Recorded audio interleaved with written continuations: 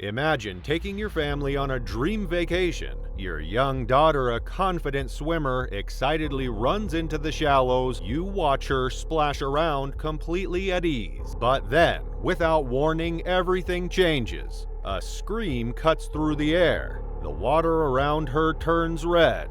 In the blink of an eye, a shark has dragged her under. This was the terrifying reality of the Webster family. And what follows next was a nightmare they could never escape.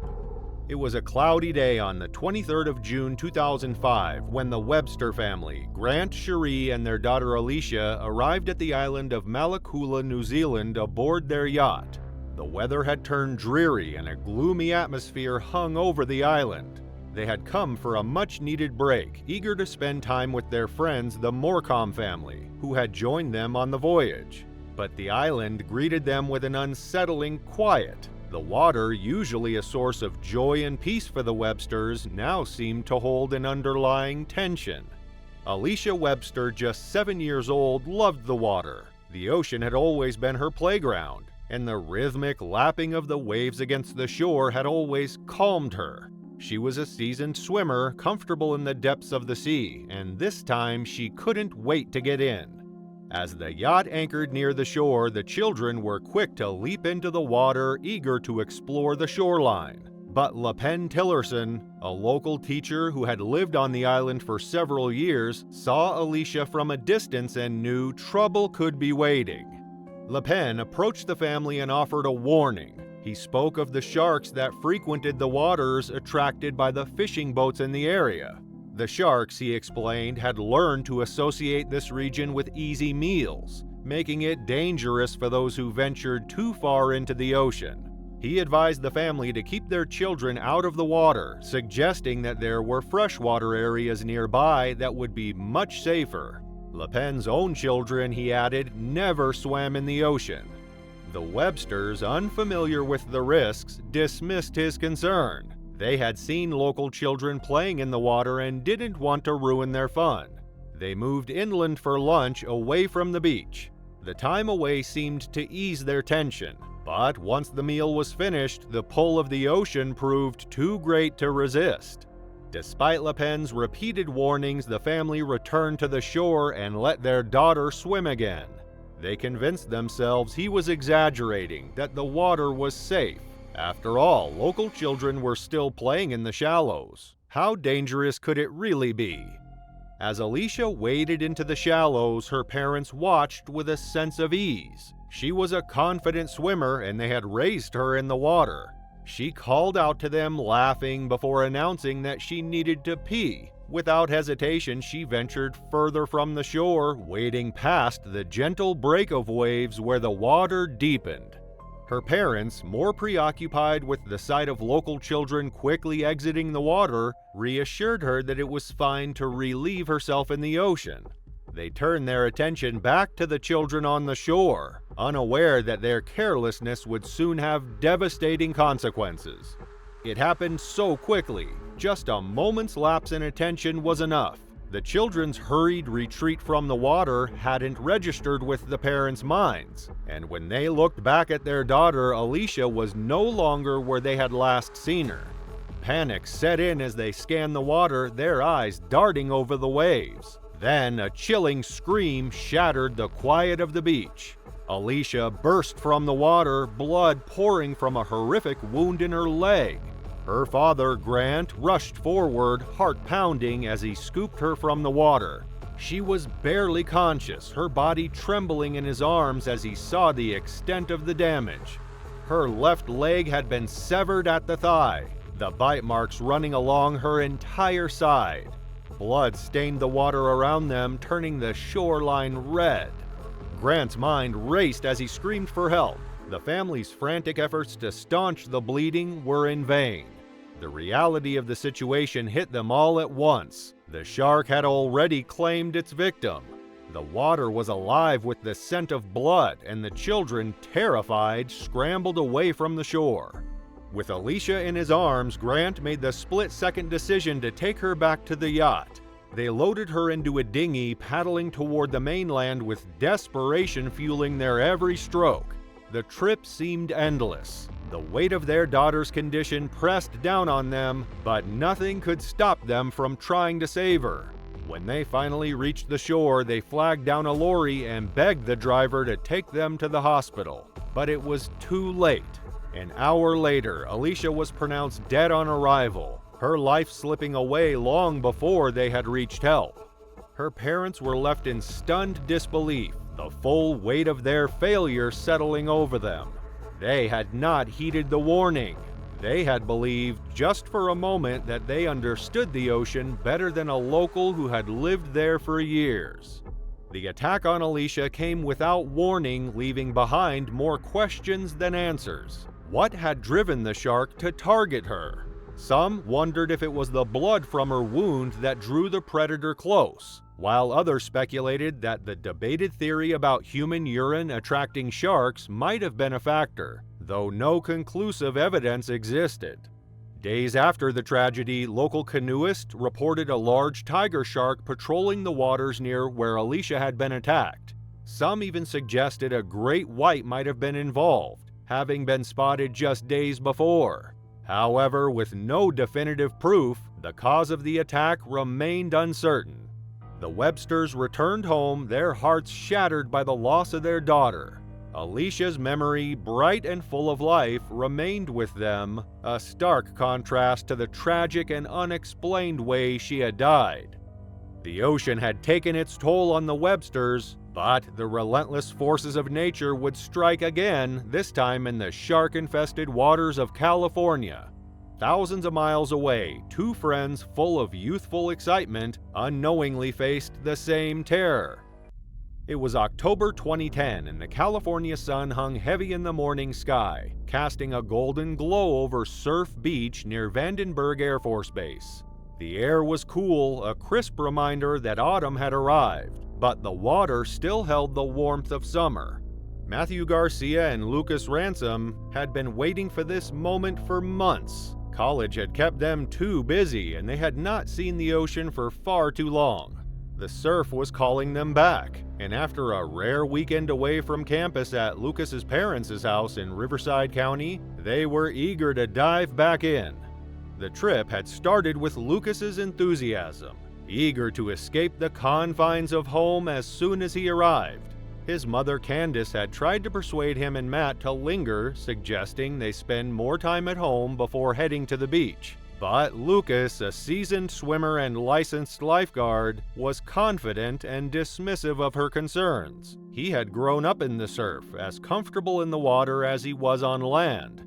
Candace wasn't worried about the sea itself, it was something deeper, a nagging intuition she couldn't shake, though she couldn't put her finger on why. By the time they reached Surf Beach, the morning had unfolded into a picture-perfect scene. The sun glinted off the water, casting brilliant reflections as surfers filled the waves. The boys joined them, eager to catch up on the waves they'd missed during the past few months. For hours, everything seemed to fall into place. The surf was steady, the water clear, and the sun bright. As the morning wore on, Lucas and Matt found a moment of respite on the sandbank, about 100 yards from shore. The water was chest deep, ideal for a quick break between waves. They planned to catch a few more swells before heading to a food truck to carb up for the rest of the day. Matt lay across his board, soaking in the calm before paddling back out, while Lucas, lying on his stomach, prepared for the next wave. Then the water shifted. A subtle change in the current went unnoticed by the two friends. Beneath the surface, something moved. Fast and quiet, a shadow growing larger. Without warning, the massive shadow of a great white shark appeared, slicing through the water with terrifying precision. The wave that crested ahead of them hid the predator, but as it rose, so too did the shark, its gray body blending with the foam. It was a blur, but unmistakably there. Its mouth opened, revealing rows of teeth. And then, in a flash, the attack was upon them. Matt was standing just 2 feet away from Lucas, and in an instant, a massive body slammed into him. The tail knocked him away, sending him spinning several feet through the water, disoriented and confused. Matt barely had time to register what had just happened before his eyes locked onto the monstrous predator. It was the shark, the great white, its sheer size overwhelming. The predator's focus was not on Matt, it was Lucas. The shark lunged with terrifying speed and its massive jaws clamped down on Lucas. It was like a flash of lightning, a brutal and efficient strike. Lucas barely had time to scream before the beast dragged him beneath the surface in a rush of blood and foam. The air was thick with the sound of splashing, the sharp metallic scent of blood filling the water. Matt, still stunned, reacted without thought. His body moved before his mind could catch up, desperation taking over. He dove into the blood-tinged water, searching frantically. The water around him was thick with red, too murky to see clearly. Then he caught sight of Lucas's dark curls floating on the surface. His friend was still alive, barely, but the clock was ticking. The shark had disappeared, but its presence still hung in the water, a lingering threat beneath the surface. With one hand gripping his board and the other desperately clutching Lucas, Matt paddled furiously toward the shore, the blood staining the water around them, a constant reminder of the danger. Every stroke felt urgent. There was no time to think. The fear that the shark could return at any moment made each second feel like a lifetime. The crowd on the beach had already noticed something was wrong. People screamed and scattered in panic as Matt and Lucas rode a wave toward shore. The sight that greeted them was a nightmare. Lucas's boogie board was still attached to his right foot by the ankle strap, but his left leg was gone. The shark had ripped it clean off, leaving only a mangled stump. Blood poured from the wound, soaking the sand beneath him, but Lucas was slipping away. His chest barely rose and fell. His eyes had rolled back into his head and his body was slack, a faint breath the only sign he was still alive. Matt's hands were covered in blood as he tried to stem the flow, pressing down on the mangled stump in a futile attempt to stop the bleeding. A bystander rushed to help, tearing off his shirt to tie a tourniquet around Lucas's leg, but it was too late. The damage was catastrophic. The femoral artery had been severed. In less than a minute, Lucas had lost enough blood that survival was impossible. Despite their frantic efforts, Lucas let out one last shuddering breath before his body went still. The ambulance arrived, but there was nothing anyone could do. Lucas's body was taken away, and Matt, in shock, was sedated and rushed to the hospital. The reality hit hard. His best friend was gone, and he was left to face the aftermath alone. The beach was closed as search efforts began. Boats and helicopters scoured the waters, but the shark was gone, leaving only the accounts of Matt and another surfer describing a massive predator. Memorials soon appeared on the beach, flowers and teddy bears marking Lucas's life. At the funeral, Matt carried his friend's body, grief overwhelming him. His dorm room felt impossibly empty, the surfboard in the corner untouched. It wasn't until a year later that Matt found the strength to return to the water. Surf Beach, where everything had changed, called to him. With Lucas's memory in his heart, Matt faced his fear, ready to find joy in the ocean again. But as Matt began to heal, nature's fury was far from over. On the tranquil shores of Seacrest Beach, Florida, where the turquoise waters beckoned swimmers, another unsuspecting soul was about to face a nightmare. What should have been a carefree summer getaway for 15-year-old Lulu turned into a terrifying ordeal when a bull shark closed in on her. It was a bright, sunny morning on June 7, 2024, when Ann Blair Gribben set out with her twin daughters Lulu and Ellie and a group of friends on their first ever beach trip. Seacrest Beach, Florida was the perfect spot for the summer getaway. The warm sand beneath their feet and the gentle waves of the ocean made it an idyllic escape from their small Alabama town of Mountain Brook. The girls, full of energy and excitement, couldn't wait to immerse themselves in the adventure that lay ahead. The day unfolded with carefree laughter as they played volleyball, swam in the crystal clear waters, and basked in the summer sun. By mid-morning, they decided to explore the deeper waters around the first and second sandbars. Armed with a boogie board and a hot pink sparkle float, they ventured into the ocean, laughing and marveling at the marine life, collecting sand dollars as small mementos of their adventure. But as the girls reached the second sandbar, a subtle shift in the water caught their attention. The waves had grown a bit stronger and the once clear water began to take on a murky hue. It was enough to make the group uneasy, but they shrugged off their worries. Their curiosity took the lead, and they swam down to touch the bottom, ensuring the sandbar was safe. The tide shifted, the water murkier still, but they were determined to continue their fun.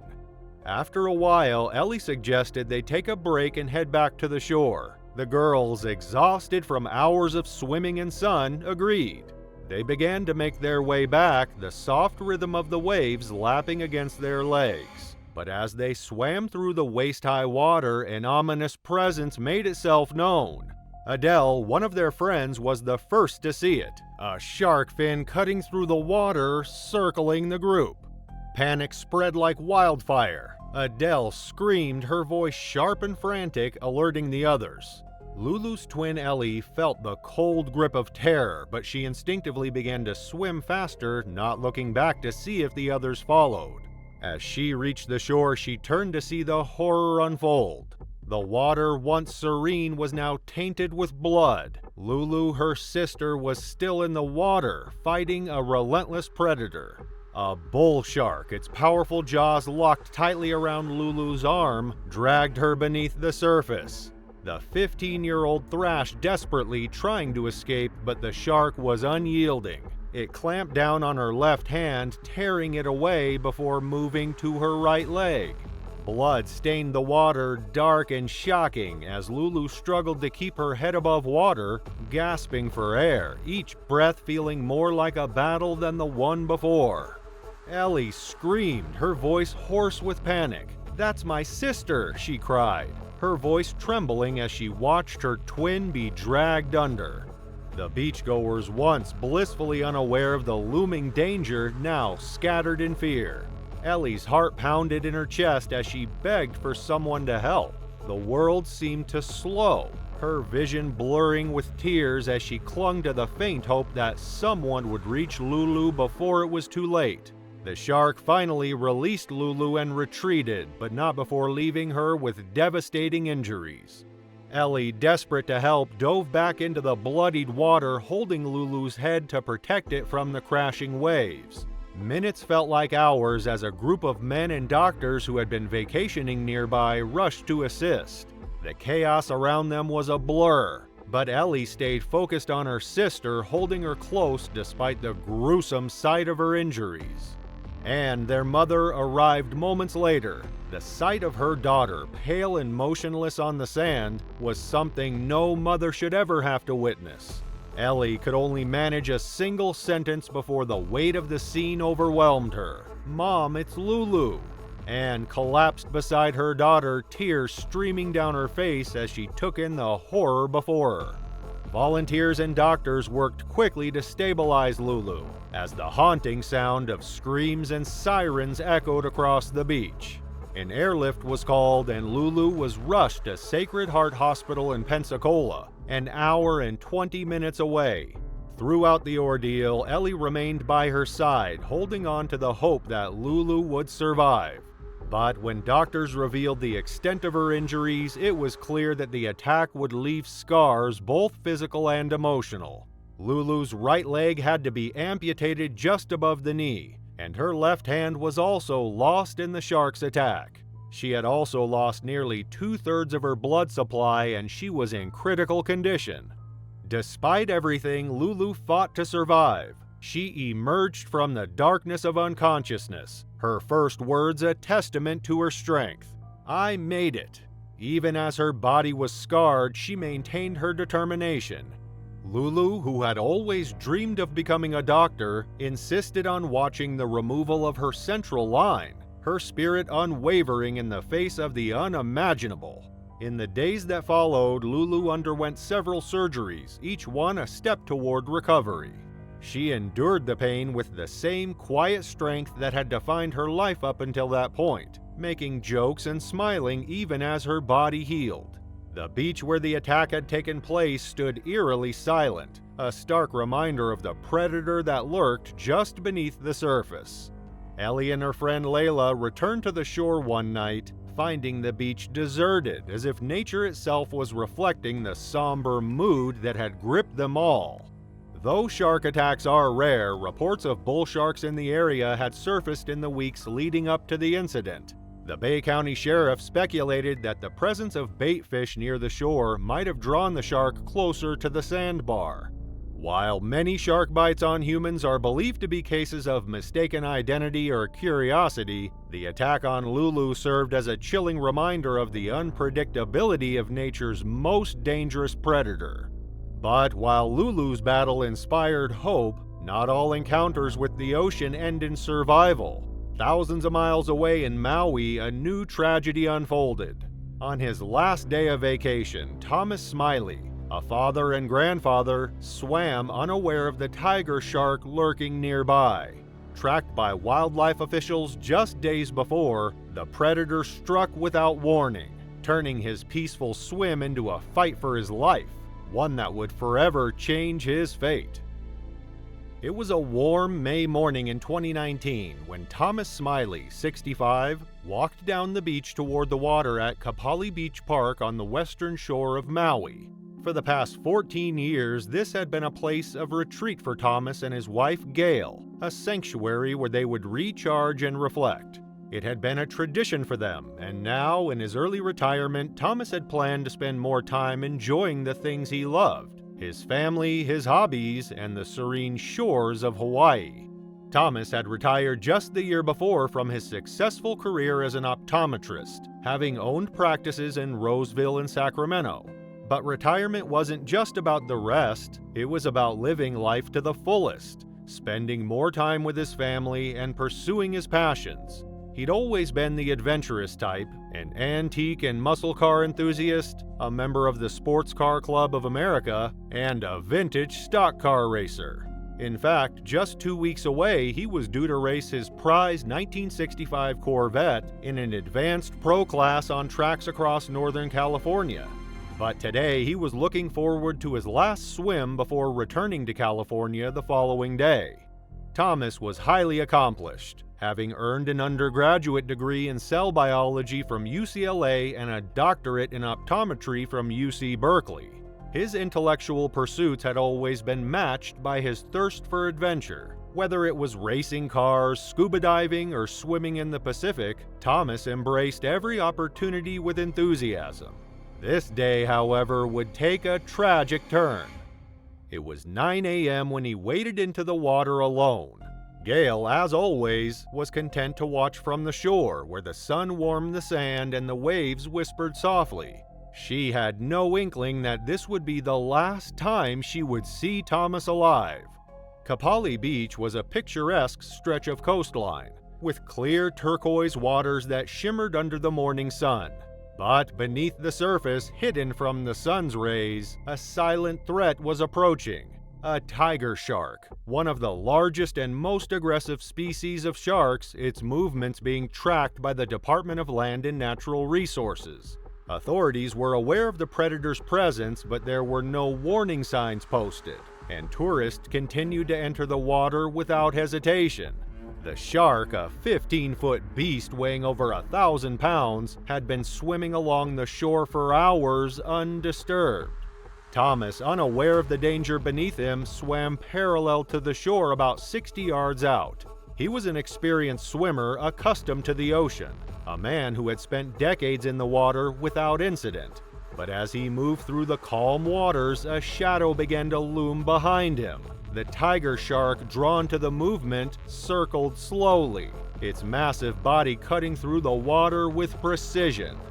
Without warning, the shark lunged. Its massive teeth sank into Thomas's left leg, the sheer force of the bite dragging him beneath the surface. The pain was immediate, excruciating.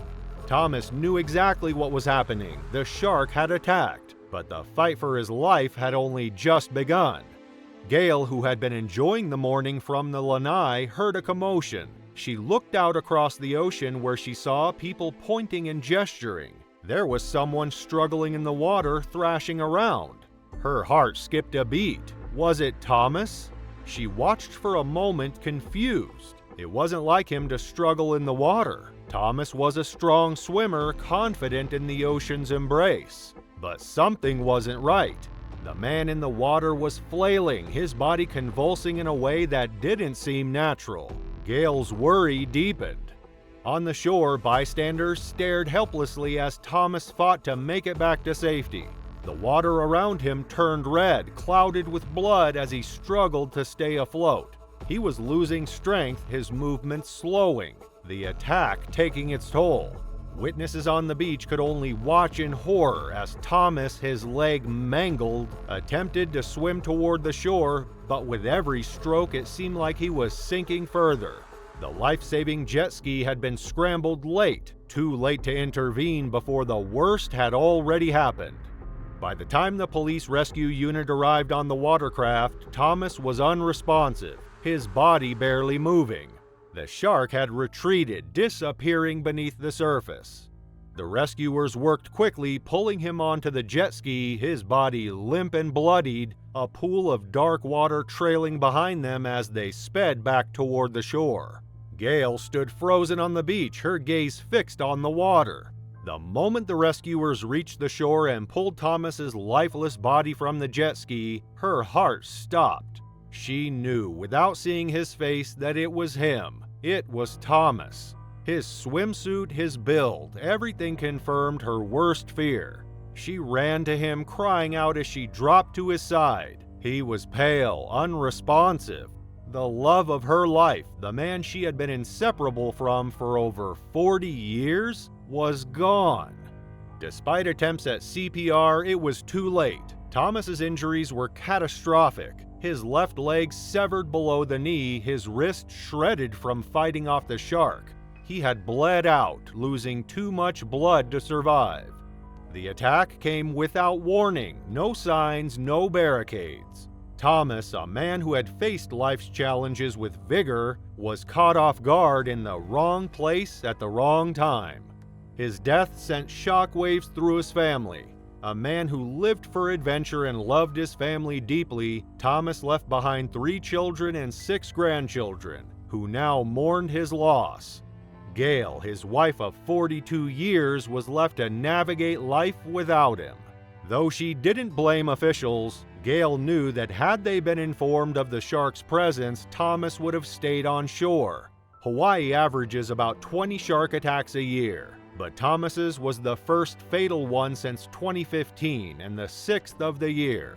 Some linked the rise in attacks to climate change, but for Gail, none of that mattered. Her world had changed in an instant, and now she would have to move forward without him. Thank you for joining us as we uncovered the chilling secrets lurking beneath the ocean's serene surface. In our next story, 2 young women, Ana Paula Mendez and her cousin Sofia Araujo, ventured into the water for a relaxing day at the beach. But their peaceful moment was shattered when a bull shark attacked, leaving them both brutally mauled. This horrifying event marked the first recorded shark attack involving multiple tourists in Brazil. Click now to watch the full story and find out if they survive. See you there!